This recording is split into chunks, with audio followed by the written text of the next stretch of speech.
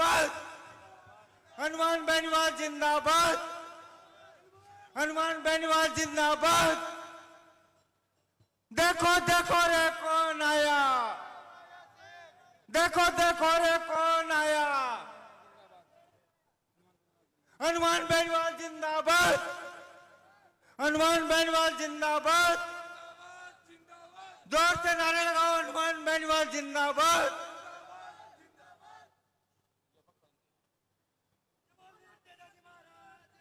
जाओ।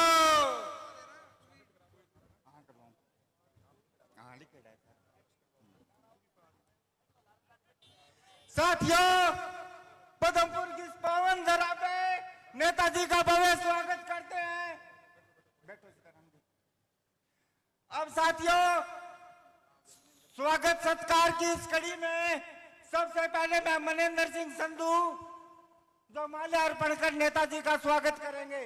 मनेंद्र सिंह संधू।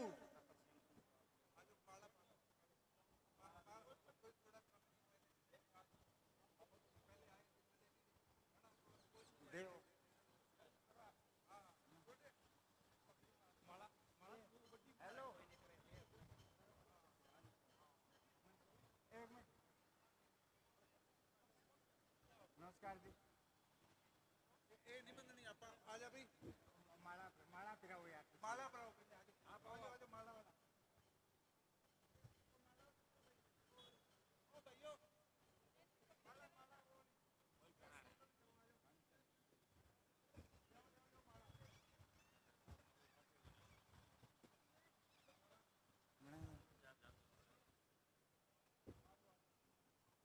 साथियों, नेताजी का माला पहनाकर स्वागत किया जा रहा है।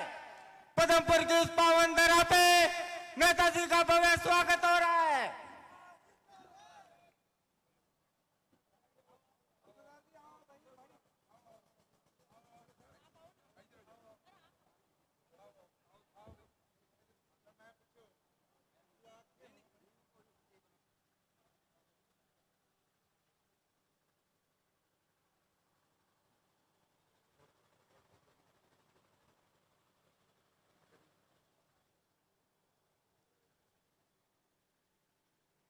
नेताजी का पदमपुर की इस पावन धरा पे माल्यार्पण कर भव्य स्वागत किया है। अब मैं तरसेम सिंह जी संधू से निवेदन करूंगा कि नेताजी को पगड़ी पहनाकर स्वागत करें।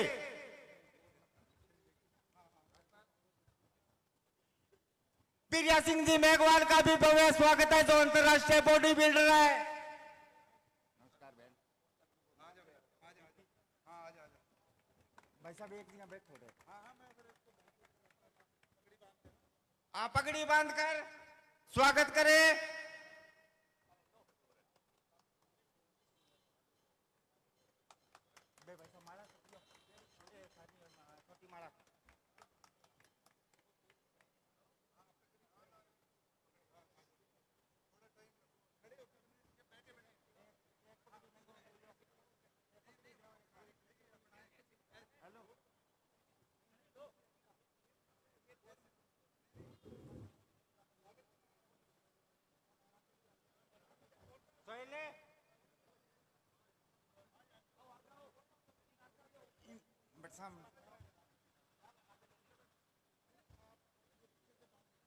जो पीछे बैठे हैं वो कृपया आगे आ जाएं, आगे की कुर्सियों पर आ जाएं।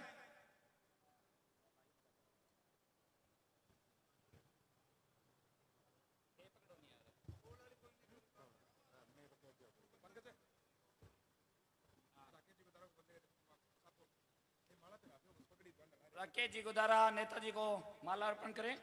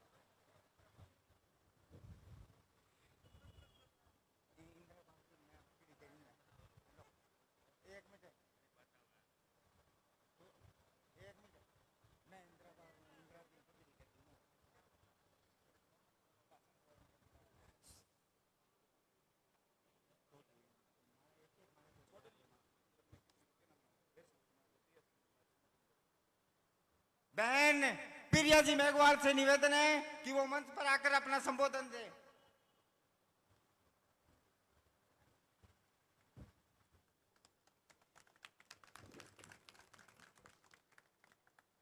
मंच पर उपस्थित अतिथिगण, बेनीवाल भाई साहब, सामने जो मेरे बैठे हैं भाइयों, आपको मेरा सादर प्रणाम। आज पदमपुर की धरा पे आए हैं, आपने प्यार और जो सम्मान दिया है उसका तहे दिल से धन्यवाद। सत्ता संकल्प यात्रा लेके हम पदमपुर शहर में आए हैं व्यवस्था परिवर्तन की। देश में जिस तरह व्यवस्था हो रही है, गरीबी, बेरोजगारी, लाचारी, महिला उत्पीड़न के मामले, ये बिल्कुल इसमें सुधार होना चाहिए। और ये तभी संभव है जब आरएलपी को आप ज़्यादा से ज़्यादा संख्या में वोट देकर बेनीवाल भाई साहब को मुख्यमंत्री पद पे बिठाएंगे। कहते हैं आपको आज विजयदशमी है, विजयदशमी की, दशहरे की आपको हार्दिक शुभकामनाएं। जिस तरह आज रावण का दहन हुआ था और वो श्री रामचंद्र जी ने किया था, उसी तरह आज बुराई को खत्म करके अच्छाई वाला दिन है। कहते हैं बुराई खत्म करने का ये सबसे बड़ा दिन है दशहरा। तो आज और इसी वक्त आप संकल्प ले कि हम राजस्थान से भ्रष्टाचार, गरीबी को मिटा के और एक नया राजस्थान का इतिहास रचेंगे और हम बेनीवाल भाई साहब को ज्यादा से ज्यादा संख्या में वोट देकर मुख्यमंत्री पद पे बिठाएंगे। धन्यवाद।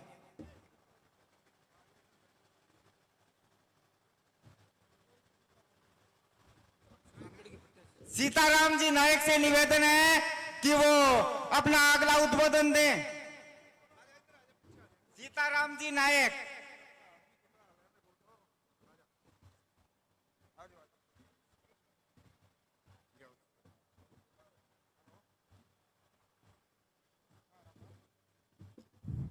जो बोले सो निहाल।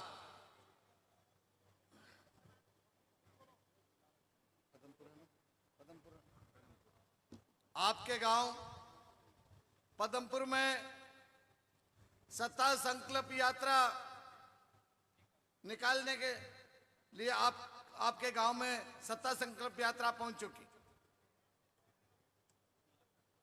मंच पर आसीन राष्ट्रीय लोकतांत्रिक पार्टी के सुप्रीमो हनुमान जी बेनीवाल साहब मेड़ता से चलकर आई विधायक इंदिरा जी बावरी, प्रिया सिंह मेघवाल, सम्मानित मंच। साथियों, ये सत्ता संकल्प यात्रा निकालने की आवश्यकता कहां पड़ गई? सम्मानित साथियों, 75 साल से कांग्रेस और भारतीय जनता पार्टी कुशासन है, उस कुशासन को मिटाने के लिए ये सत्ता संकल्प यात्रा निकाली गई। सम्मानित साथियों, 75 साल से जो शोषण हो रहा है 36 कौम का, उसमें परिवर्तन, बदलाव आपको लाना है और राष्ट्रीय लोकतांत्रिक पार्टी के हाथ मजबूत करने हैं। पहले आपके पास में कोई तीसरा विकल्प नहीं था। धन्यवाद देना चाहूंगा हनुमान जी बेनीवाल साहब को। आपने 36 कौम की पार्टी बना करके और जनता के हाथ में सौंप दी। आप सबकी पार्टी है 36 कौम की पार्टी। मैं नायक समाज से हूं और नायक समाज को मान और सम्मान राष्ट्रीय लोकतांत्रिक पार्टी ने दिया। आज मंच पर आसीन सभी समाजों के लोग बैठे। राजस्थान में 200 सीट होते हुए भी नायक समाज का मान और सम्मान विधानसभा की 200 सीटों में से एक नायक को भी नहीं दी थी। भाई हनुमान जी बेनीवाल ने नायक समाज को टिकट भी दी और प्रदेश स्तर की जिम्मेदारी भी सौंपी आपके बीच में। मैं तो साथियों आपको इतना ही कहना चाहूंगा कि राजस्थान में जो क्राइम फैल रहा है उसे निजात दिलाने के लिए और राष्ट्रीय लोकतांत्रिक पार्टी हाथ मजबूत करो, इतना ही कहना चाहूंगा। चुनाव का भी गल बच चुका है, चुनाव सामने आ रहे हैं। 25 नवंबर को चुनाव होंगे। आप बोतल के निशान पर वोट दे करके राष्ट्रीय लोकतांत्रिक पार्टी को मजबूत बनाओ और राजस्थान की सत्ता पर कब्जा करो। आप 36 कौम का कब्जा करो, जिससे आपकी सब समस्याएं दूर हो जाएंगी। चाहे पानी की समस्या हो, बिजली की समस्या हो, नहर की समस्या हो, सब समस्याओं से निजात मिल जाएगा। आपने मेरा मान और सम्मान किया, मेरी बात सुनी, इसलिए बहुत बहुत धन्यवाद, बहुत बहुत धन्यवाद। उद्बोधन की अगली कड़ी में मैं मेड़ता की विधायक इंदिराजी बावरी से निवेदन करूंगा कि वो अपना उद्बोधन दे।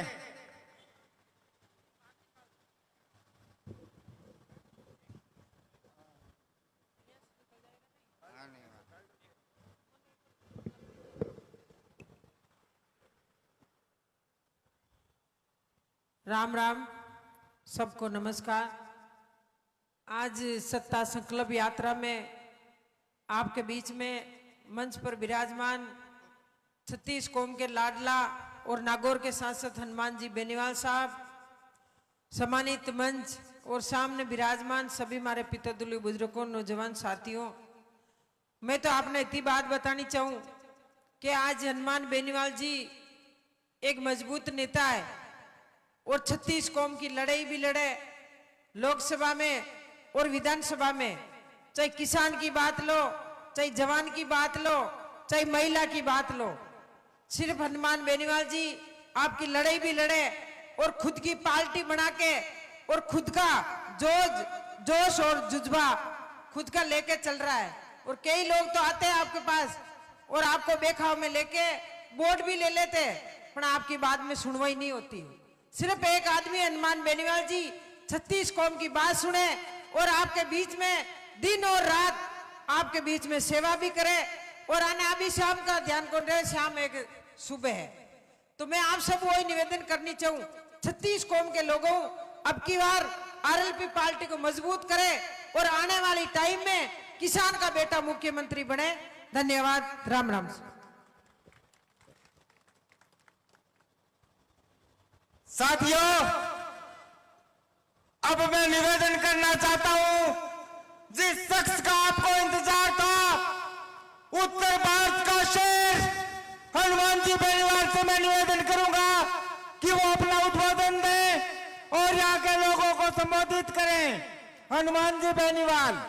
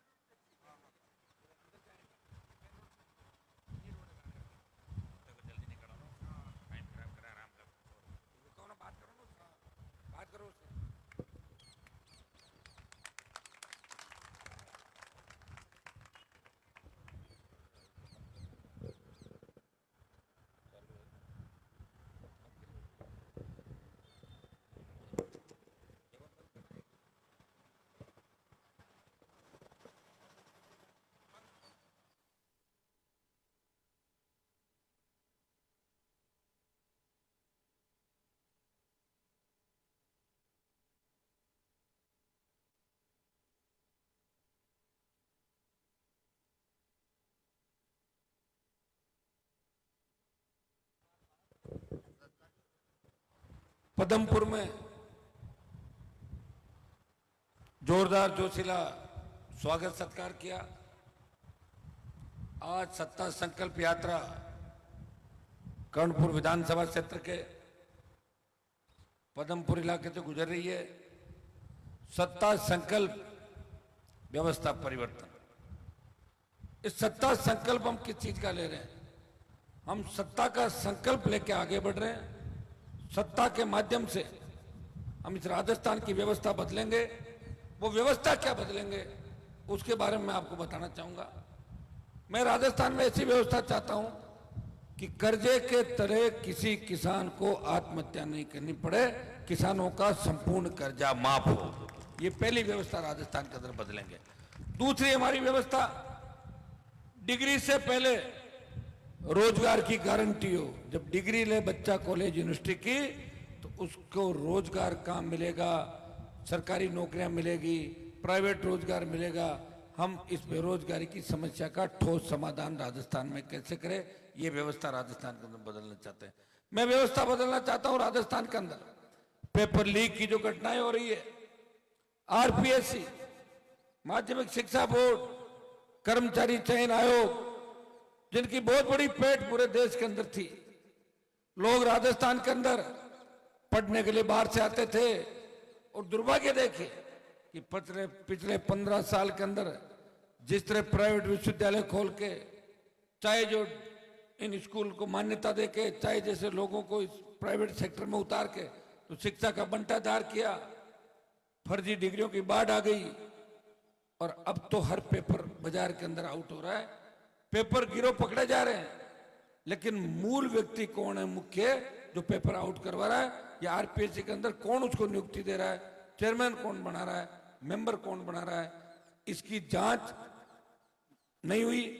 नौजवान हताश है, उसको लगता है कि सब मिला जुली का खेल राजस्थान के अंदर है, हमारा भविष्य अंधकार के अंदर है, और नौजवान बेरोजगार से तंग आके आत्महत्या कर रहा है, वो हाथ में बंदूक उठा के अपराध की दुनिया के अंदर जा रहा है। हमें इस व्यवस्था को बदलना है, हमें बदलना है।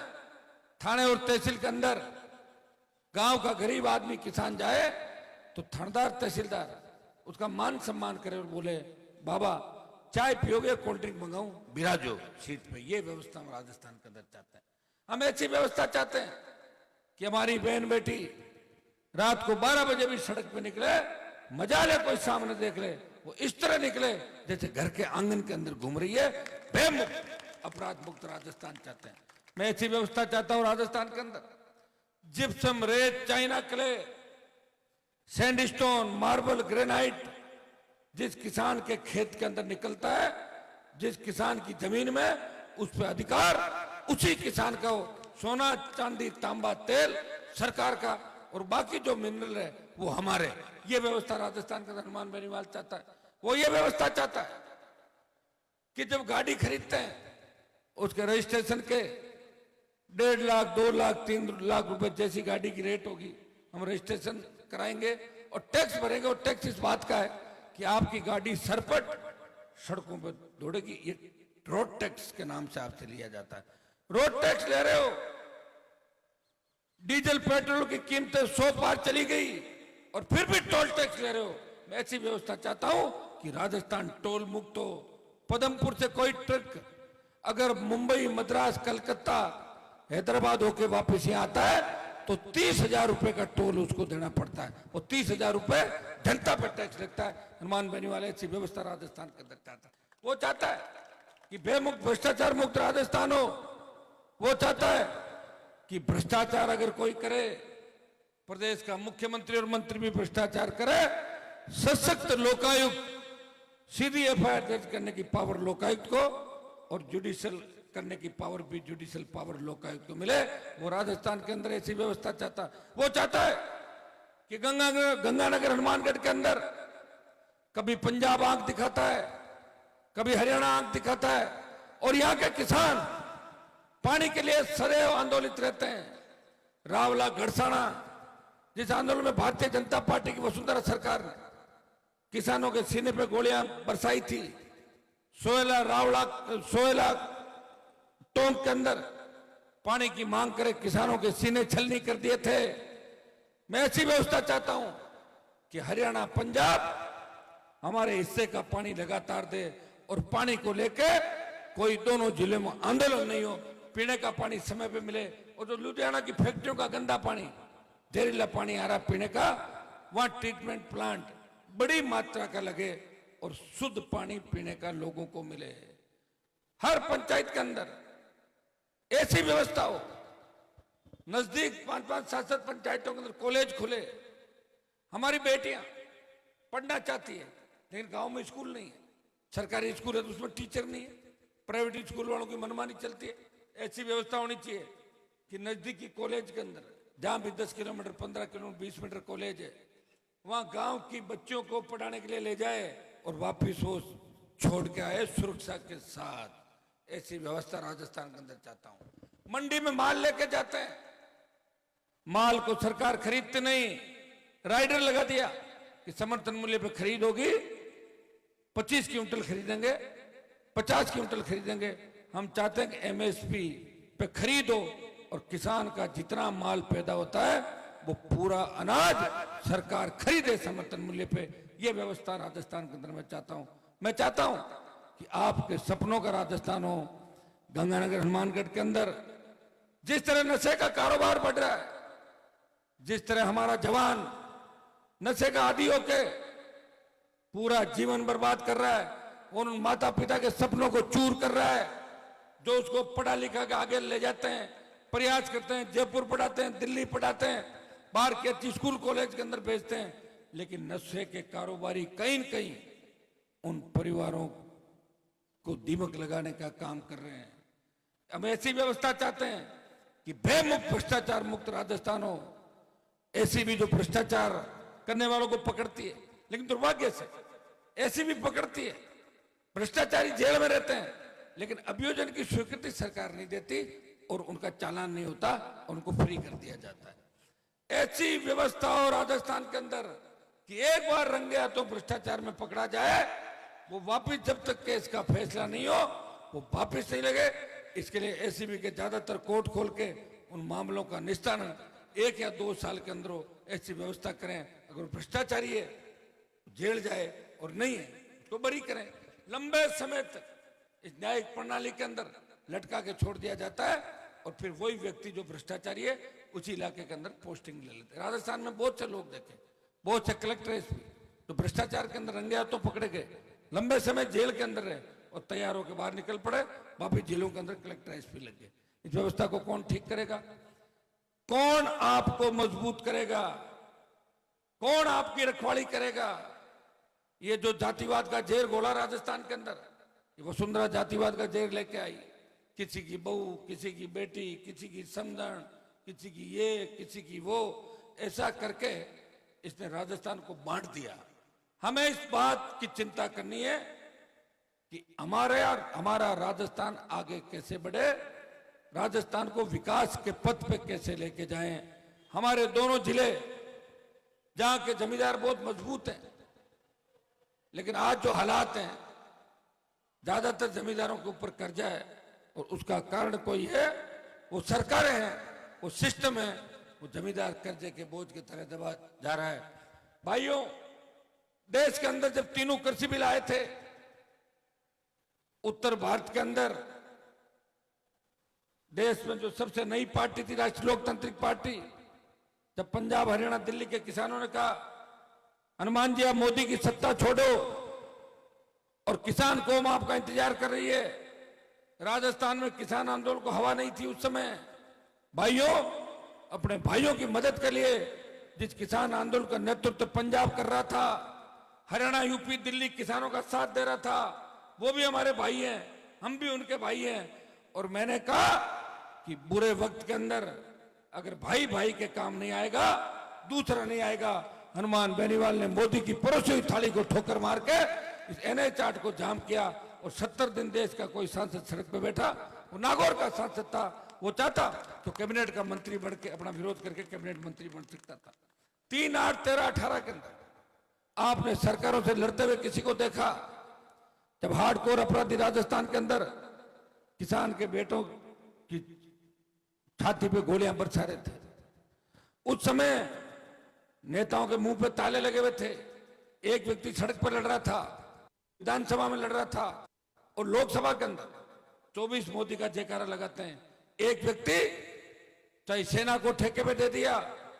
इस देश में अगर 543 सांसदों में से किसी ने विरोध किया और झंडे के साथ मेरे छोटे भाइयों के सम्मान के लिए, सेना के सम्मान के लिए वो कूदा, उसने लोकसभा ऑल पार्टी मीटिंग और जोधपुर में 2 लाख जवानों की रैली करके प्रधानमंत्री को चेताया, आ रहे हैं दिल्ली की तरफ, दोबारा तैयारी कर लो, सेना को ठेके पर नहीं जाने देंगे। उसका परिणाम ये हुआ कि पहले 25% अग्निपथ के अंदर अग्निवीरों को रख रहे थे, 75 को वापस भेज रहे थे। डरी हुई मोदी सरकार ने 50% रखने की बात करी और 50 वापस भेजने की बात करी। आधा मोदी डर गया। अब पूरी बात बारी है, लोकसभा चुनाव से पहले हम एक कूच दिल्ली की ओर और करेंगे। मैं विश्वास दिलाता हूं, हम उन कौमों से आते हैं जिन कौमों ने इतिहास बदला। भारत माता की रखवाली के लिए सबसे ज्यादा सादत देने वाले कौन से लोग आप भी जानते हैं। इस बॉर्डर पे सिख रेजिमेंट, जाट रेजिमेंट, जितनी भी हमारी रेजिमेंट है, जो गीत गाए जाते हैं, कोई सिख, कोई जाट, मराठा, कोई गोरखा, कोई मद्रासी, ये भारत माता के वो रखवाले हैं। मोदी जी किसान कौम के खिलाफ हैं, उनके मन में किसानों के प्रति कोई दर्द नहीं है। मैं नजदीक रह के आया हूं भाइयों, इतना ही विश्वास दिलाता हूं, 5 साल बाद समय वापस आता है। इस राजस्थान के अंदर किसी ने प्रयास नहीं किया। अगर कोई व्यक्ति पार्टी बना के आपके बीच आया, दोबारा फिर 5 साल बाद उसी चिन्ह के साथ आया, वो नागौर का सांसद हनुमान बेनीवाल है, जिसने राष्ट्रीय लोकतांत्रिक पार्टी का गठन करके देश में संदेश दिया कि हम कांग्रेस और भारतीय जनता पार्टी के पिछले को नहीं है, हम नया सिस्टम पैदा करेंगे, हम नया विकल्प राजस्थान को देंगे। विकल्प आपके भाई ने आपको दे दिया है। गंगानगर हनुमानगढ़ के 11 विधानसभा क्षेत्र है। किसान और जवान, जय जवान जय किसान के नारे के साथ सबसे बड़े आंदोलन इस धरती पे हुए। पानी को लेकर आंदोलन हुए, आजादी की लड़ाई के बड़े आंदोलन यहाँ के योद्धाओं ने किए। अब समय आ गया कि राजस्थान को बचाना है। एक ही नारा हमारे को देना है। जब अंग्रेजों को भारत से भगाया था, उस समय देश के लोगों ने नारा दिया था, अंग्रेजों भारत छोड़ो, भारत हमारा है। हमें नारा देना है कि कांग्रेस भगाओ, भाजपा भगाओ, भारतीय भाजपा भगाओ, राजस्थान बचाओ और राष्ट्रीय लोकतांत्रिक पार्टी को लाओ। इस नारे के साथ अगर आप आगे चलोगे तो निश्चित रूप से आपका भविष्य सुरक्षित है। जिस तरह बजरी माफिया का आतंक राजस्थान में था, भू माफिया, पर्यटन माफिया और गहलोत के मंत्री बलात्कार हत्याएं कर रहे थे राजस्थान में, उसके विधायक, एक व्यक्ति लड़ाई लड़ रहा था, वो आपके सामने खड़ा है। भारतीय जनता पार्टी ने चुप्पी साध ली। और इससे ज्यादा मिलाजुली का खेल क्या होगा कि वसुंधरा कहती है कि गहलोत कहता है कि मेरी सरकार वसुंधरा ने बचाई, और वसुंधरा कहती है कि गहलोत नेक आदमी है, वो अच्छा आदमी है। उन दोनों की दोस्ती जग जाहिर हो गई। जो मैंने 2009 से आरोपों की झड़ी लगाई कि दोनों मिले हुए हैं, आज खुद ही उन लोगों ने पुष्टि की, हम मिलके काम कर रहे हैं। कोई बीजेपी का नेता जेल नहीं गया और कोई कांग्रेस का नेता जेल नहीं गया 25 साल का। क्यों नहीं गया? मिलाजुली का खेल है।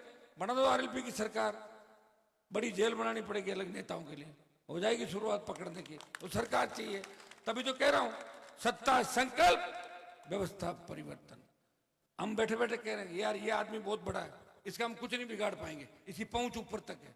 बना दो सरकार, पता लग जाएगा पहुंच ऊपर तक है कि नीचे तक, एक झटके के अंदर गिरफ्तारी हो जाएगी। और आपको पता है कि मैंने ये संघर्ष जो है पूरे राजस्थान का अपने गले के अंदर लिया। आपकी पीड़ा और आपका जो संघर्ष, दुख दर्द है, उसी माला गले के अंदर पहन के घूम रहा हूं राजस्थान के अंदर। 3 में मंत्री बन जाता, 8, 13, 18, 19 मोदी के मंत्रिमंडल में आ जाता। लेकिन मुझे जब लोग कहते हैं कि राजस्थान में कोई लड़ने वाला नहीं है, तब मुझे लगता है कि ललकार रहा ये व्यक्ति इस राजस्थान को, इस किसान कौम को, मुझे और हनुमान बेनीवाल उस चुनौती को एक्सेप्ट करता है, स्वीकार करता है और निकल पड़ता है इस राजस्थान को बचाने के लिए। भाइयों, बहुत बड़ा राजस्थान है और कल शाम तक ये यात्रा 100 विधानसभा क्षेत्रों के अंदर करीब करीब चली जाएगी। बाकी कुछ रह भी जाएंगे। प्रयास करूंगा हर जगह पहुंचने का। 29 अक्टूबर को पार्टी का 5वां स्थापना दिवस, आज से 5 साल पहले पार्टी का निर्माण हुआ था। पहला व्यक्ति हूं। पार्टी का चिन्ह बीच में ले गए थे बीजेपी कांग्रेस के लोग मिलकर, बोतल का टायर पे एमपी बना के सबको ले गया। आपके लिए सत्ता छोड़ के आया, बोतल का चिन्ह लाया और ये बोतल का चिन्ह 10 साल के लिए रिजर्व हो गया।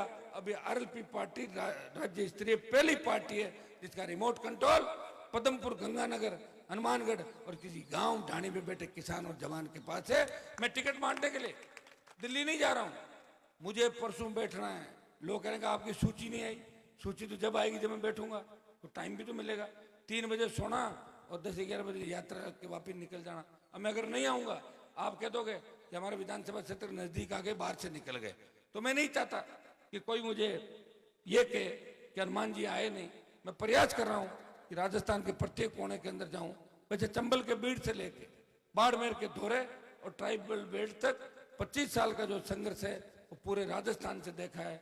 जिद्दी वसुंधरा को सबक सिखाया और गहलोत के बेटे को हरा के संदेश दिया कि हम जो कहते हैं वो करते हैं। और प्रदेश का जवान मुझे अपने भाई के रूप में देखता है और मेरे साथ जो जुड़ा है उसको ऐसा लगता है ये नेता नहीं है, ये परिवार का सदस्य है।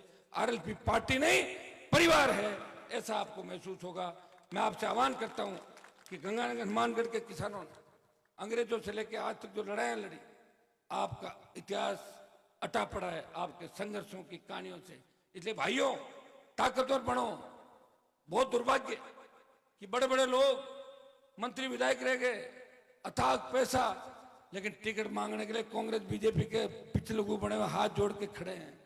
अभी टिकट नहीं मिली फिर भी कह रहे हैं आज रात को रुक जाओ, सुबह रुक जाओ, सुबह तक। अरे क्या कर लोगे टिकट का? विधायक बन के भी क्या कर लोगे?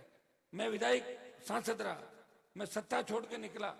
जो मंत्रियों का सम्मान प्रदेश में नहीं है, उससे ज्यादा सम्मान हनुमान बेनीवाल के इस प्रदेश के अंदर है। इसलिए भाइयों, मैं आह्वान करूंगा कि पदमपुर सीट से भी मजबूत योद्धा, मजबूत लड़ने वाला आदमी आप छांट के लाइए। मैं विश्वास दिलाता हूं कि राष्ट्रीय लोकतांत्रिक पार्टी का जो चिन्ह है वो राजस्थान की जिस विधानसभा क्षेत्र के अंदर बोतल खड़ी होगी, वहां 25-30 हजार से इस बोतल के चिन्ह की गिनती होगी।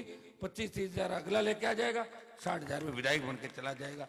ये मैं आह्वान आपके बीच करना आया हूं, क्योंकि लोकतंत्र के अंदर विधायक ज्यादा बढ़ेंगे तभी कलम की ताकत आएगी, और कलम की ताकत आएगी तो गुंडे बदमाश भी भूमिगत हो जाएंगे और नशे का कारोबार एक ही दिन में राजस्थान के अंदर बंद हो जाएगा। ये मैं विश्वास आपको दिलाता हूँ। किसान को सड़क पर संघर्ष नहीं करना पड़ेगा और किसान के बेटों को बेरोजगारी की समस्या से जूझते हुए अपनी जान नहीं देनी पड़ेगी। आपका राज होगा, जनता का राज होगा, ये भरोसा दिलाना आपके बीच आया हूं। आप हनुमानगढ़ के अंदर आपने देखा हो किसानों का बड़ा आंदोलन था। मैं गया पंजाब के मुख्यमंत्री से 250 लोगों की बात कराई, साथ लेके गया। उन्होंने कहा आधी दूर में आ जाता हूं, बठिंडा मेरे मित्र हूं, और मैं गया बठिंडा की तरफ। और भाइयों 2 दिन पानी चला, लेकिन वहां आंदोलन कर दिया कांग्रेस पार्टी और अकाली दल ने कि पंजाब का सीएम तो राजस्थान में दोस्ती निभा रहा है, वो पानी दे रहा है। तो जब 2 दिन आंदोलन चला तो एक बार रुकना पड़ा, लेकिन भगवान की कृपा से बारिश आ गई। उस समय आपकी बात रह गई थी।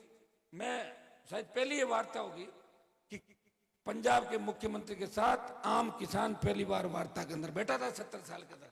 यहाँ तो वार्ताएं होती है, कोई कलेक्टर करता है, कोई पूर्व मंत्री कर लेता है, मंत्री फोन पे बात कर लेता है, लोग चले जाते हैं। मैं तो मुख्यमंत्री के साथ बिठा के वार्ता कराई थी। ये तो एक टेलर था, थोड़ा सा नजदीक ले आओ, पूरी पिक्चर दिखा दूंगा राजस्थान को। ये मैं विश्वास आपको दिलाता हूँ। आप सबने सम्मान किया और निश्चित रूप से पदमपुर, कर्णपुर और आपका जो विधानसभा क्षेत्र है गजसिंहपुर के अंदर जगह जगह जो स्वागत हुआ। आप इस बार आरएलपी पार्टी को मजबूती देंगे और राजस्थान को बचाने के लिए इस बार इस नारे के साथ कांग्रेस भगाओ, भाजपा भगाओ, राजस्थान बचाओ और